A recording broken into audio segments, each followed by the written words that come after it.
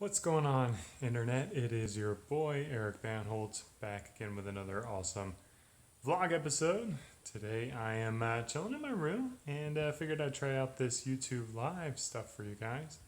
So hopefully we can maybe get a little more interaction in there. But I wanted to follow up on my vlog from yesterday and kind of talk about um, this recent event I was at, and particularly how you can stand out in a crowd. See, I go to conferences quite frequently, and in the conferences, I like to stand out. I like to make an appearance. I like to be memorable, and I like people to be able to get to know me really, and get to know the real me. So, a couple of the few tips that I have. The first one is always come prepared, and the more prepared you are to an event, to a networking event, to a conference, then the more confident you're going to be. So this particular conference, it did a great job of allowing me to interact or learn about other people who are going to be there. So I did my due diligence. I looked at the attendee list. I looked at everyone who's going to be there. And interesting enough, this software, what it allowed you to do is interact, or excuse me, when you looked at a profile, it allowed you to essentially like notify the people that you looked at your profile. So on one end, that's an invasion of privacy. And stick around to the end, guys. I want to answer some questions at the end of it.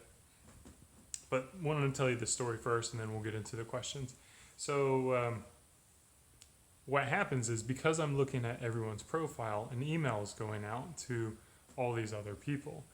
And most people would be shy and they're like, oh, I don't want that person to know that I was looking at their profile, so they avoid it.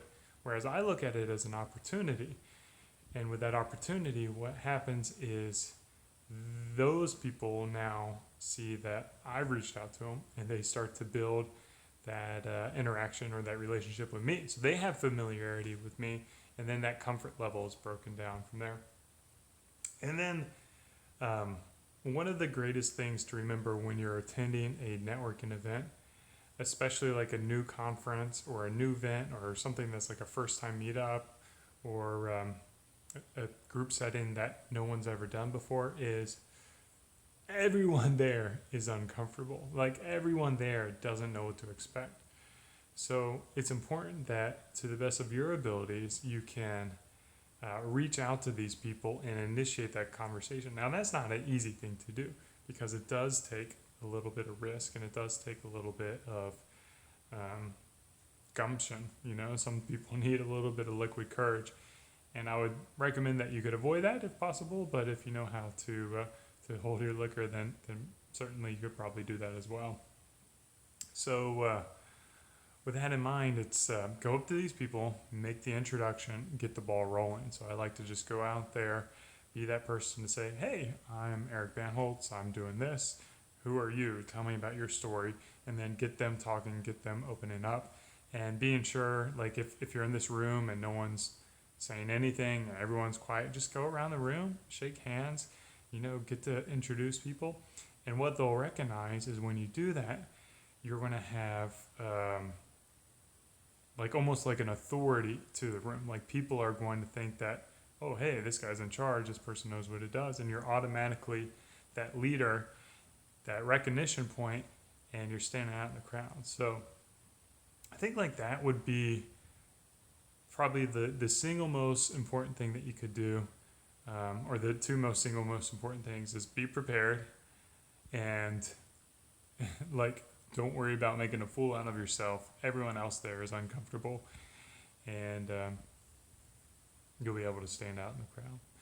So I'm getting a lot of notifications on my computer right now that my internet is a really poor connection. So hopefully this feed is coming out to you guys pretty good.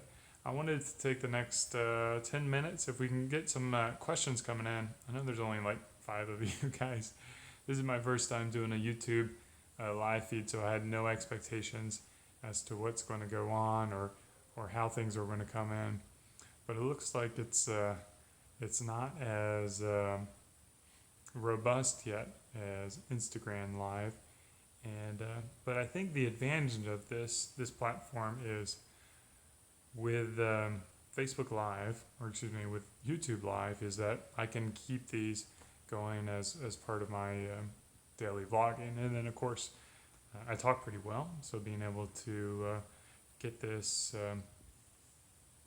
going in a way that is regular and easy and fun and interactive.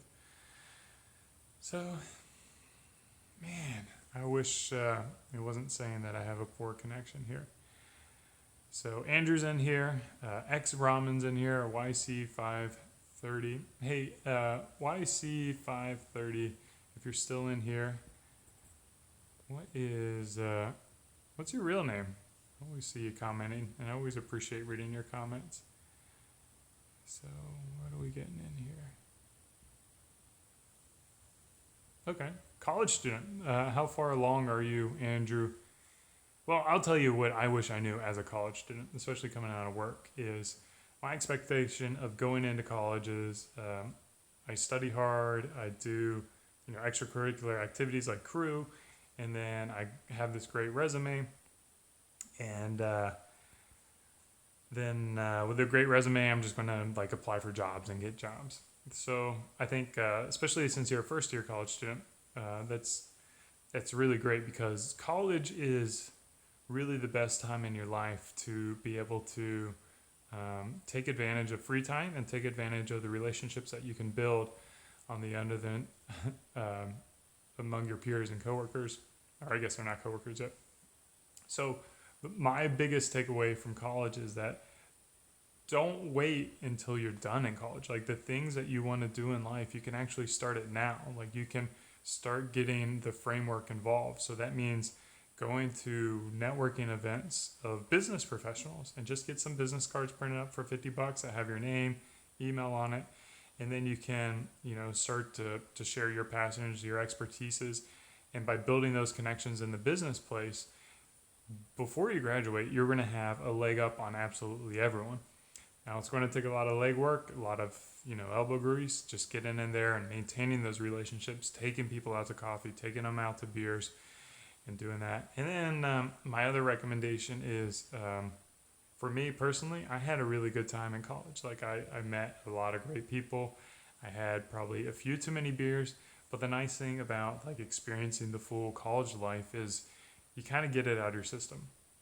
Now, of course, everyone's different, but I don't feel like as a 35-year-old that I wish I had my party years behind me, because I've seen some people who are in their 30s and they miss college, they skip college, and then they just continue partying for the rest of their life, trying to make up those 4 years that they missed out on college. So do take a little bit of time to enjoy it, and learn how to spend your money, learn how to interact with people, learn the boundaries of others, and take risks in your life, and be okay to handle that as well. So hope that helps. College is a great time. And definitely soak it all in. Don't let the stresses of college get to you, because it's a good time. Anything else out there, guys? I wanted to probably wrap this up in about 5 minutes, but if I don't have much to talk about, I may wrap it up a little bit earlier. So there's only 5 of you guys on this stream, and subsequently there's a lot of pressure on you guys to be able to ask some questions and answer some questions. What are all these options up here? Okay. So if for you guys on the other end of the spectrum, you should try live chat as well. It's kind of interesting. Volunteering for a food bank. I think that is a good thing. I mean, I donated plasma. It was kind of one of the things I did that allowed me to earn a couple dollars as well. But yeah, if charity is a thing for you and you're driven by the nonprofit world, then definitely put your time into it. Don't do things in college because you think it's going to get you ahead. Do things in college because it's something that you enjoy and something that you want to make a difference with, and something that you think you may enjoy down the stretch. So Juan, what is my main objective in life? Really, I'd love to be free. I would love to kind of dictate what I want to do in life, and that means being able to travel to the places I want to travel, live the lifestyle I want to live, and be around the people I want to be around. So putting things in place right now to allow me to get to that is really important. And our core values at Beard Brand, freedom, hunger, and trust, are really tied into like my personal philosophies. And I think it's something that is really important to me. And I'm not working hard at Beard Brand to make like $1 billion or $1 million or whatever monetary amount. What I'm doing is to set myself up for freedom, and not only that, to make a difference in the world, because I don't just like doing things to do things. Like life is a lot more fun when you have a purpose behind it. So Auntie Susan, good to see you live here as well, and I'm glad you enjoyed the girls of Austin and their takes on beards. We've got a guy's version coming up in the following week, and I'm excited to share that. And with some of the comments from the video today, I'll have to get back out on the streets and do like what do you think of mustaches, and maybe what do you think of long hair, and maybe ask some completely shaven guys, why they don't grow their beards out. And then the copywriter, the copywriter job we're looking to fill. They're really going to be the voice of Beard Brand. So anywhere that there's words that customers will read, we'd like it to go through the copywriter. And if you followed our videos for a long period of time, you know that we have a very, I would almost describe it as like a friendship type of language. So what I'd like to see from our copywriter is a really good cover letter with no grammatical errors, and one that just really explained, and like our type of voice, how they're going to connect with our audience, grow our audience, and help Beard Brand reach more people, and really make the world a better place. So and then of course that passion and drive. Can I do beard critiques? That's a good question. I don't know if I could see other beards on the other end of it, but if you want to submit some photos to our community at support.beardbrand.com, we've got a few people on there who are answering questions, and it's a great way to share your photos. Go from there. So Juan, to answer your other question about reading, I'm not actually much of a reader. I don't touch books very, very frequently. Kind of like the beginning of my live chat, I like to attend conferences and learn from other people. I think it's because I'm slightly dyslexic that reading's not been very enjoyable to me. So any place I can go to learn from others and kind of pick their brain. But if you're not that way, I have read a few books over the years that have shaped and influenced me. Those being Lean Startup by Eric Rice, 4-Hour Work Week by Tim Ferriss, How to Win Friends and Influence People by Dale Carnegie. Eat People by Andy Kessler is a really good one as well. So those are kind of like a foundational group of books that guide me in my day-to-day processes. So I want to wrap it up there, kind of short and sweet, keep it under 15 minutes.